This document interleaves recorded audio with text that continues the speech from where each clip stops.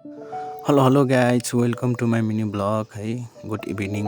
म चाहिँ आज बिहानदेखि ब्लग गर्नु पाएन, त्यही हो बिहानै उठेर घाँस काट्नु गएर आएँ। अब चाहिँ नुहाउन लाग्यो। आज चाहिँ माथि चण्डी भएको कारणले अब नुहाइधुवाइ गरेर जानुपर्ने हुन्छ। नुहाइसकेर अब रेडी भएर बसिरहेको यत्तिकैमा श्रीमतीज्यूले कपाल छुटाइदिनु भन्यो, कपाल छुटाइदिएँ। यता श्रीमतीज्यूको कपाल काटिसकेर आएको त छोरो पनि उठिसकेको रहेछ। अनि निन्द्राकै तालमा बाउ छोरा गफ गर्दै बसियो। भिडियो गरेको छोराले पनि थाहा पाएछ कि क्या राम्रोसँग हेरिदिन्छ त। छोरासँग खेलिसकेर यसो जानलाई रेडी भएको ठिक्क साथी पनि आइदियो। क्यामेरा कसरी चलाउने र यसबाट फोटो कसरी खिच्ने भन्दै सिकाइ माग्दै उसले पनि आइ गरिदियो। त्यसपछि फोटो खिच्न सिकिसकेर हामीहरू लाग्यो आफ्नो गन्तव्यतर्फ। साथमा क्यामेरा लियो रे। मेरो अगाडि चाहिँ साथी हिँडिरहेको छ। हामी जान लागेको ठाउँ चाहिँ त्यहाँ माथि हो। अब गफ गर्दै जानुपर्ने हुन्छ साथीसँग। साथीको घर पनि मेरो घरदेखि नजिकै हो। ऊ चाहिँ रेडी हुनलाई उसको घरतिर जाँदैछ। ऊ रेडी भइसकेपछि हामीहरू अब उँभो जान्छौँ। रेडी भइसकेर हामी दुईजना अब चाहिँ हाम्रो स्थानमा पुगिसकेको छौँ। आधा घन्टा हिँडिसकेपछि हामी आइपुग्यौँ। आएको त यसो हेरेको त डाइस चलिरहेको रहेछ। डाइस खेल्ने भनेर साथीहरूसँग बसेको त यसो यो सेतो लाउने चाहिँ को रहेछ भनेर यसो हेरेको त हाम्रै भाइ पो रहेछ।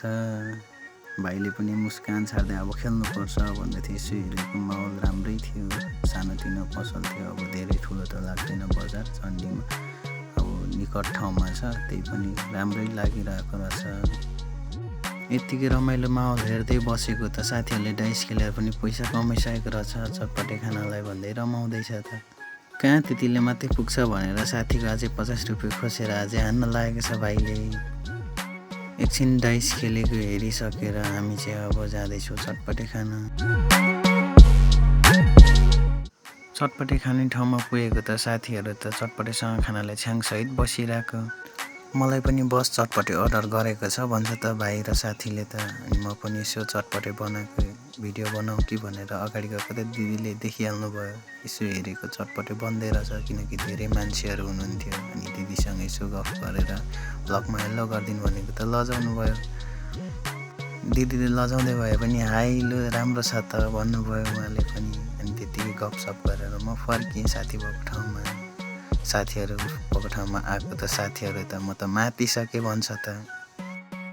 हाम्रो चटपटेको अर्डर बनिजेलसम्म यसो चण्डी नाच हेरियो। थोरै मान्छे भए पनि चण्डी चाहिँ झक्कास चलिरहेको थियो। यत्तिकैमा हाम्रो चटपटेको अर्डर पनि आइपुग्यो। साथीहरूले त बक्का खाइरहेको रहेछ। मैले पनि फर्स्ट बाइट उठाएर खाएँ। साथीहरूले चाहिँ चटपटेसँग छ्याङ खाइरहेको थियो। म चाहिँ छ्याङ खाँदिनँ। म चाहिँ चटपटे मात्रै खाएर बसेँ। चटपटे साह्रै मिठो भएको कारणले 2-3 चोटि हामीले मागेर सकायौँ। अनि जे भए पनि अन्तिम बाइट चाहिँ मिठो हुन्छ भनेर खाएको एकदमै मिठो मिठो मिठो थियो। के चटपटे मात्रै खाइरहेको छ्याङसँग खाना झन् कति मिठो हुन्छ भन्दै साथीले भन्छ त। छ्याङ नखाँदा त म यहाँ गर्मीले मातिसकेँ भन्दै साथीभाइहरूसँग गफ गर्दै रमाइलो गर्दै बसियो।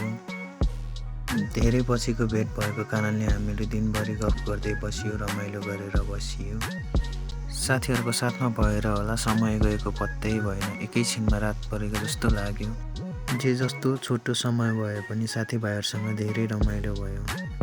मलाई चाहिँ त्यति ब्लग बनाउन आउँदैन। आजको ब्लग कस्तो भयो प्रतिक्रिया कमेन्टमा छोडिदिनु होला। अनि मन परे लाइक सेयर कमेन्ट अनि सब्सक्राइब पनि गरिदिनु होला। आजको लागि यति नै। कुनै दिन अर्को भिडियो लिएर आउनेछु।